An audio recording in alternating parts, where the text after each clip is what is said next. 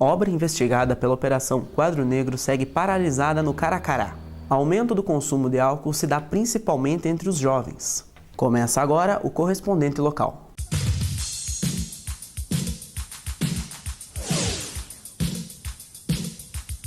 Paralisação da obra do Colégio Francisco Pires, no Caracará, causa transtorno aos alunos e moradores da região. A construção da nova sede do Colégio Estadual Francisco Pires Machado, iniciada há 6 anos no bairro Caracará, segue paralisada. Em 2015, a escola foi alvo da Operação Quadro Negro, que apura o desvio de cerca de 20 milhões de reais por parte do governo Beto Richa em reformas de colégios públicos ao redor do Paraná. A reportagem não teve acesso aos valores que envolviam a escola Francisco Pires no começo das negociações. Após o início da operação, a construtora abandonou a obra, que atenderia a mais de 1.000 estudantes. Com a abertura de um novo processo de licitação, outra empreiteira assumiu o edifício em 2018, com uma proposta de investimento no valor de 2,3 milhões de reais aproximadamente.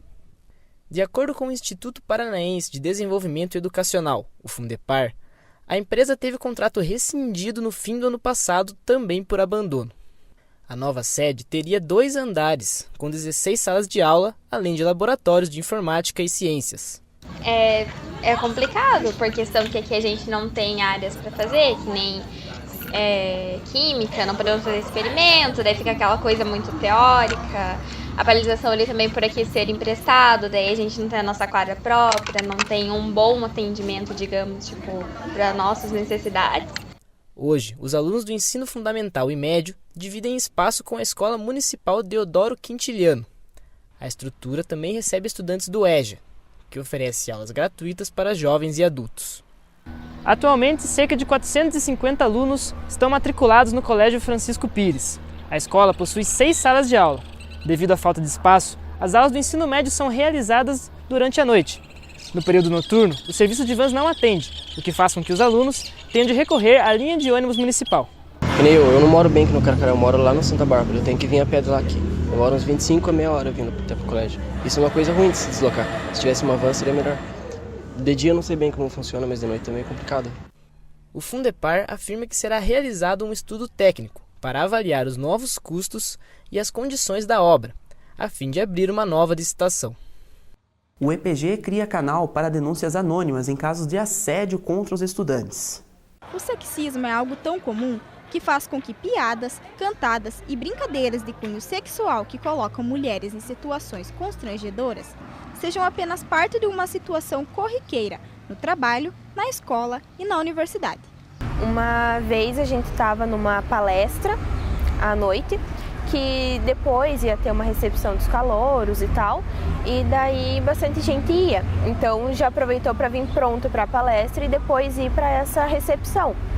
E determinado professor ficava ao lado dos bancos no mini auditório ali, e ele ficava simplesmente olhando e descaradamente, ele não olhava nem disfarçado. Esse professor até, na época, era nosso professor. Então a gente já sabia que na matéria dele, quando tinha aula dele, a gente não é que não podia, mas a gente achava ruim, a gente preferia não ir com determinadas roupas do que ficar na aula passando por essa situação. Em 2018, o Diretório Central dos Estudantes da Universidade Estadual de Ponta Grossa realizou uma campanha de repúdio aos assédios e brincadeiras que as alunas sofriam dentro da sala de aula. Naquela campanha, meu prof que disse, a intenção era mostrar para esses homens que têm comportamentos sexistas que o que eles estavam fazendo é assédio, porque são comportamentos repetitivos e que eles já fazem parte da estrutura da universidade, né? Eu acho que todas as mulheres da universidade, conscientes ou não, já passaram por algum tipo de situação constrangedora com homens que fazem parte do nosso dia a dia, né? Desde o final da campanha, meu professor que disse, no ano passado, o DCE já registrou mais de 10 denúncias de alunos que sofreram assédio dentro do ambiente universitário. Somente uma denúncia com o teor mais grave foi encaminhada ao coletivo Malala.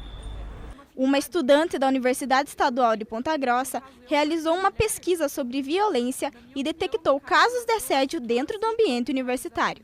Dentro do campus da UEPG, como o questionário não foi exclusivamente para mulheres, público-alvo bem grande, assim, teve bastante resposta de assédio, roubo e principalmente assalto que teve dentro da UEPG. Que a época que eu fiz esse estudo, teve aquele caso da menina que foi morta pelo ex-namorado no curso de agronomia. Assédio sexual é uma questão de gênero e mostra como as relações existentes entre masculino e feminino são desiguais e mantém a mulher subjugada ao homem.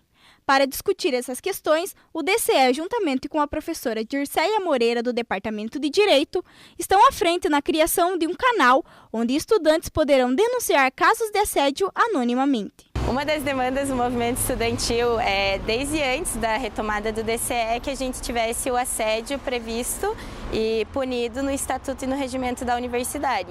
Isso não acontece por diversas razões, inclusive por ter que passar pelos conselhos superiores qualquer alteração. Então, uma das propostas que surgiu durante a campanha do atual reitor, que é o professor Miguel, foi a criação da ouvidoria de gênero. A ouvidoria de gênero, ela serviria, então, para o acolhimento e orientação dessas meninas dentro da universidade e trabalharia exclusivamente com casos em que a gente vai ver violência, desigualdade de gênero. Segundo o Diretório Central dos Estudantes, o canal de denúncias já foi aprovado, mas ainda não possui data para funcionamento. Corte de verbas destinadas às universidades federais pode comprometer o desenvolvimento de projetos no campus da UTF-PR em Ponta Grossa.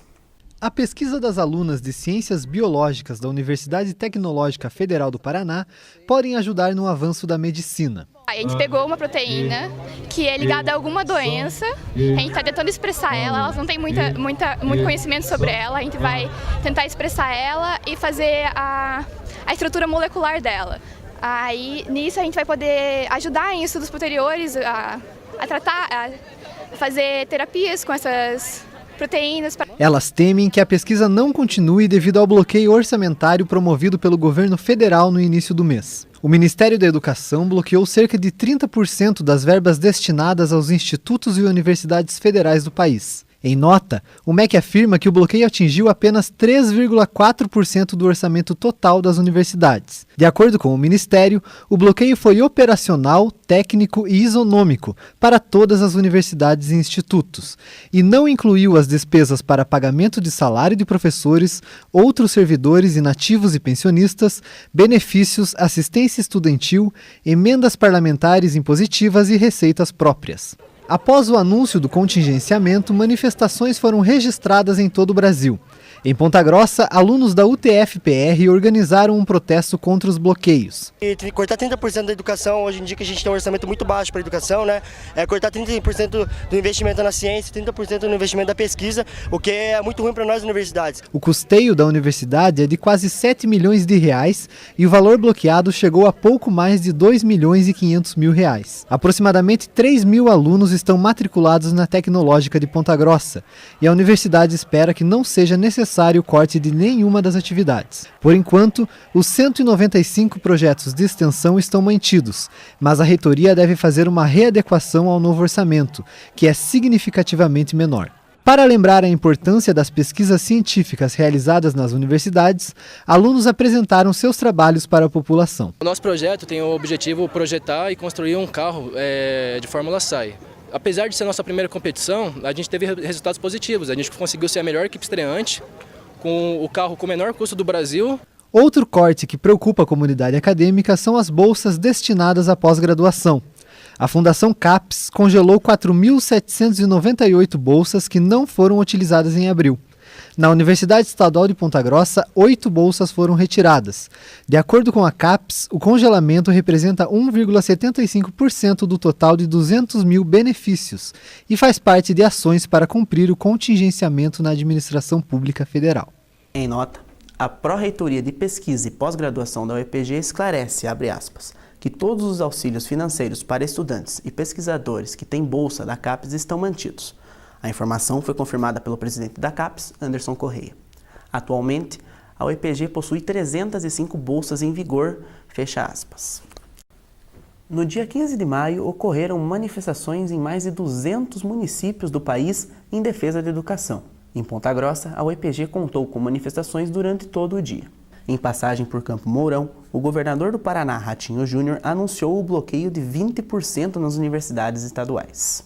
Quadra orçada em R$300 mil em região sem asfalto ou posto de saúde causa discussão entre moradores. A quadra de futebol Society em construção no bairro de Varanas divide opiniões entre os moradores por conta do alto valor do orçamento, que ficou em R$304 mil, segundo dados do Tribunal de Contas do Paraná.